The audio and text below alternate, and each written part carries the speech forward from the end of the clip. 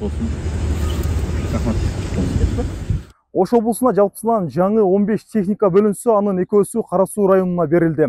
Жүк көтөрүмдүүлүгү 10 тонна болгон 2024 жылы чыгарылган бул техника айыл чарба жумуштарында өзгөчө орду бар. Анткени оор жүктөрдү өзү жүктөп, көздөгөн жериңе жеткизет. 14 метр бийиктикке көтөргөн бул манипулятор Кытай өлкөсүнөн чыгарылган. Bir dana manipülatör жана дөңгөлөктүү экскаватор.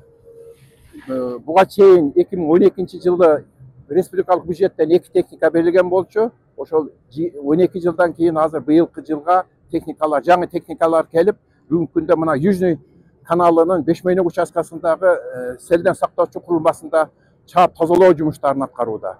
Бул жаңы техникалар келгендиктен жакшы, биздин ишибизге өтө жеңил болуп атат. Суу чарба башкармалыгында 36 жылдан бери эмгектенген Бегалы Жолдошов көп жылдан бери экскаватор айдайт. Анын айтымында райондо калктын басымдуу бөлүгү дыйканчылык менен алектенгендиктен суугат тармагына жаңы техникалар аба сууда эле керек. Себеби ар кандай кырдаалдарда жана жыл бою каналдарды тазалоо иштеринде керектелет.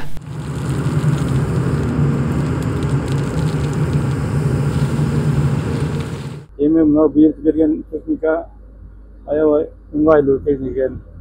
Uzunluğu bizi görünce bunun ekskavatorlarımız kısa ile sırlarsa. Bunun sırlarsa 12 metre uzun iken emi son kanallarda da taza sapatı çapanla ne varken mümkünlük de ana buna cer selavaydı. Acerde bu ara olup tek 2-3 yer götürdü. Bunlar uzun sırlarken bir de alın neler götürdü. Emi taza oldu. Taza işleri jaksı oldu.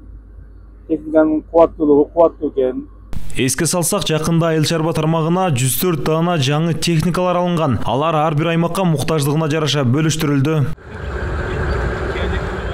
Нурастан Бакытбеков, Мунар Арзыбек уулу, ЛТР, Ош облусу.